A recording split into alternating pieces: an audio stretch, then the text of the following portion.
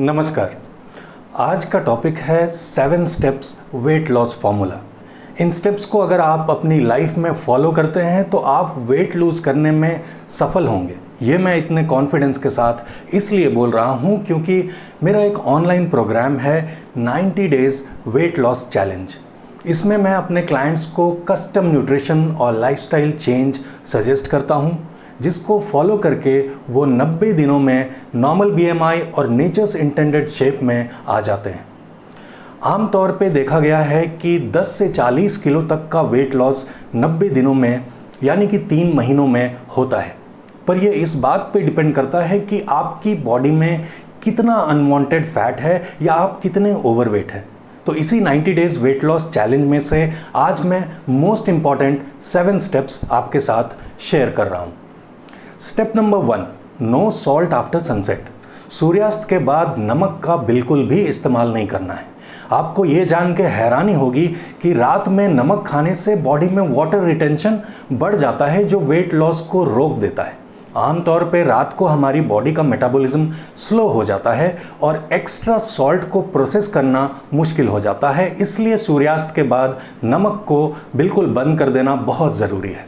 अगर आप बाकी के कोई भी स्टेप को लागू नहीं करते हैं, सिर्फ एक नियम का पालन करते हैं कि सूर्यास्त के बाद नमक नहीं खाएंगे या फिर सूर्यास्त के बाद कुछ खाइए ही मत, तो केवल इस एक चेंज से धीरे धीरे आपका बॉडी वेट कम होता रहेगा।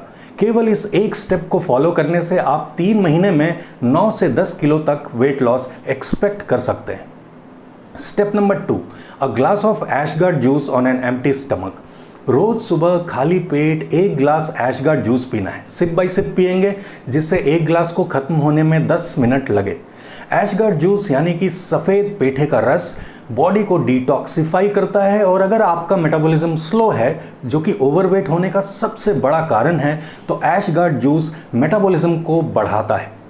ये वेट लॉस के लिए बहुत ही फायदेमंद होता है। एशगार्ड में high mineral, high water content और लो कैलोरीज होती है, जो वेट लॉस के लिए परफेक्ट कॉम्बिनेशन है।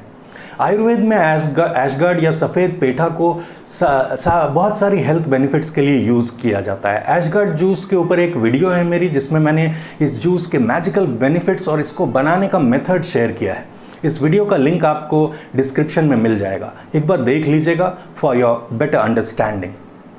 स्टेप नंबर 3 है intermittent fasting. Intermittent fasting of 16 hours, 16 घंटे की इंटरमिटेंट फास्टिंग, यानी कि आपको डिनर और अगले दिन के ब्रेकफास्ट के बीच 16 घंटे का गैप रखना है। सिर्फ पानी और नारियल पानी आप पी सकते हैं ड्यूरिंग इंटरमिटेंट फास्टिंग। इसका मतलब ये हुआ कि आपको सिर्फ 8 घंटे के विंडो में खाना है और बाकी 16 घंटे फास्टिंग करनी है। इंटरमिटेंट फास्टिंग बॉडी को रिपेयर करने और फैट बर्न करने में मदद करता है। कई स्टडीज़ में ये पाया गया है कि इंटरमिटेंट फास्टिंग इंसुलिन सेंसिटिविटी को इम्प्रूव करता है और इन्फ्लेमेशन को कम करता है। एक इम्पॉर्टेंट बात, इंटरमिटेंट फास्टिंग से ना सिर्फ वेट लॉस होता है बल्कि लॉन्जेविटी भी इम्प्रूव होती है, मतलब कि आपकी आयु बढ़ती है। इंटरमिटेंट फास्टिंग के ऊपर एक वीडियो है मेरी, the magic of 1 meal a day. इस वीडियो में मैंने इंटरमिटेंट फास्टिंग के 23 बेनिफिट्स बताए हैं। इस वीडियो का लिंक भी आपको डिस्क्रिप्शन बॉक्स में मिल जाएगा। Step number 4, 10 grams of fruits पर kg of your body weight for breakfast. आपको ब्रेकफास्ट में अपने बॉडी वेट के हर किलोग्राम के लिए 10 ग्राम फ्रूट्स खाने हैं। इसका मतलब ये हुआ कि अगर आपका बॉडी वेट 70 kg है तो 700 ग्राम फ्रूट्स ब्रेकफास्ट में खाना है। सिंगल फ्रूट खाना वेट लॉस के लिए सबसे अच्छा रहता है। जैसे कि आज 700 ग्राम पपीता, कल 700 ग्राम अनार, परसों 700 ग्राम आम, ऐसे सिंगल फ्रूट एक दिन में खाना। लेकिन आप चाहें तो 3 से 4 अलग अलग टाइप के फ्रूट्स भी रोज़ खा सकते हैं। फ्रूट्स से विटामिन्स, मिनरल्स और फाइबर मिलता है, जो वेट लॉस के लिए ज़रूरी है। फ्रूट्स खाने से आपको नेचुरल शुगर्स मिलती हैं, जो आपको दिन भर एनर्जेटिक रखती है। एक इम्पॉर्टेंट बात, रिसर्च कहता है कि ब्रेकफास्ट में फ्रूट्स खाने से आपका डाइजेस्टिव सिस्टम इम्प्रूव होता है और टॉक्सिन्स भी रिलीज होती है। और अगर आपने सुना है कि फ्रूट्स में फ्रक्टोज होता है और ये फैटी लीवर क्रिएट करता है, तो आपने आधी कहानी सुनी है। पूरी बात यह है कि होल फूड से, जैसे कि फ्रूट्स, चाहे आप रेगुलर बेसिस पे कितना भी फ्रक्टोज रोज़ खाएं, वो फैटी लीवर क्रिएट कर ही नहीं सकता। और दूसरी बात कि आम खाने से वेट बढ़ता है, ये भी आपको नहीं सोचना है। ऐसा इसलिए क्योंकि अगर आप सूर्यास्त के बाद नमक नहीं खाएंगे तो आम से आपका 1 ग्राम भी बॉडी वेट नहीं बढ़ेगा। आम से अगर बॉडी वेट बढ़ता है तो वो वाटर रिटेंशन की वजह से होता है, टेम्पररी होता है, और ऐसा तभी होता है जब आप रात को नमक खाते हैं। आम खाने से बॉडी फैट बढ़ता है, ये एक मिथ है। फ्रूट्स खाने का बेस्ट तरीका क्या है, इस टॉपिक पर एक डिटेल्ड वीडियो है मेरी, डिस्क्रिप्शन में आपको इसका भी लिंक मिल जाएगा। Step number 5, do not drink water while eating. भोजन करते वक्त, चाहे वो ब्रेकफास्ट हो, लंच हो या डिनर हो, पानी नहीं पीना है। भोजन के दौरान पानी पीने से डाइजेशन स्लो हो जाता है और वेट गेन लाइकली हो जाता है, खासकर पेट बाहर आने लगता है।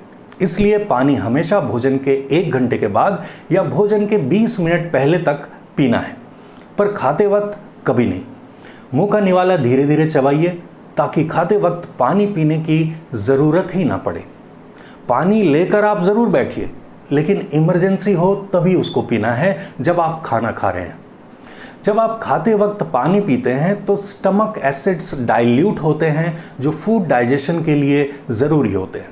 एक वीडियो है मेरी 1 टिप ऑन ड्रिंकिंग वाटर, जिसमें मैंने डिटेल्स में पानी पीने के इस नियम के ऊपर बात की है। इस वीडियो का लिंक भी डिस्क्रिप्शन में है। आई स्ट्रांगली रिकमेंड कि अगर आपने इस वीडियो को नहीं देखा हो तो ज़रूर देख लीजिएगा। Step number 6, stop grains, sugar and milk. Grain, sugar और मिल्क को अपनी डाइट से हटा दीजिए। बस 90 दिनों के लिए ऐसा करेंगे। ये तीनों चीज़ें वेट गेन को प्रमोट करती हैं और हेल्थ इश्यूज भी बढ़ाती है। इन्हें अपनी डाइट से निकाल कर हेल्दी ऑल्टरनेटिव्स अपनाइए, जैसे कि vegetables, nuts, seeds, sprouts, quinoa etcetera.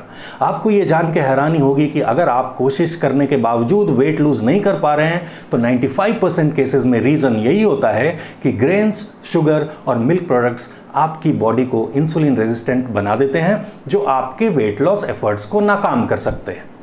अगर इस स्टेप को फॉलो करने में कोई बाधा आए या आपका कोई स्पेसिफिक क्वेश्चन हो तो कमेंट्स में लिखिएगा, मैं गाइड कर दूंगा। एक वीडियो है मेरी, शुगर इज द कल्प्रिट, इसको एक बार देख लीजिएगा, डिस्क्रिप्शन में इसका भी लिंक है।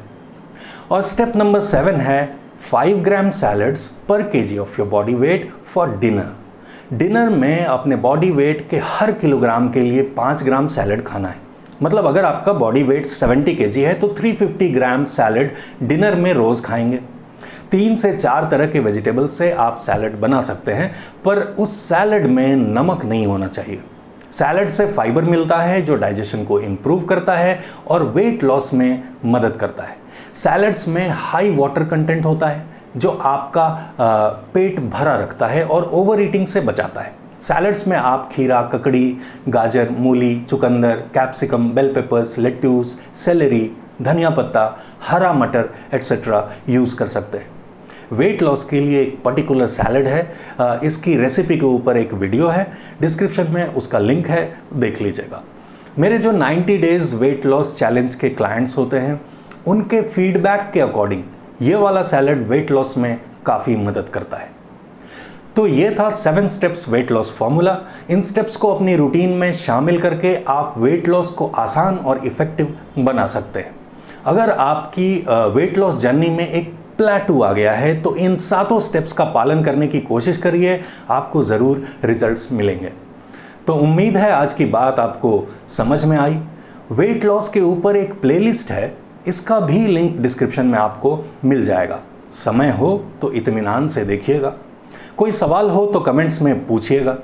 तो फिर मिलेंगे, तब तक के लिए स्टे हेल्दी, एंजॉय लाइफ। नमस्कार।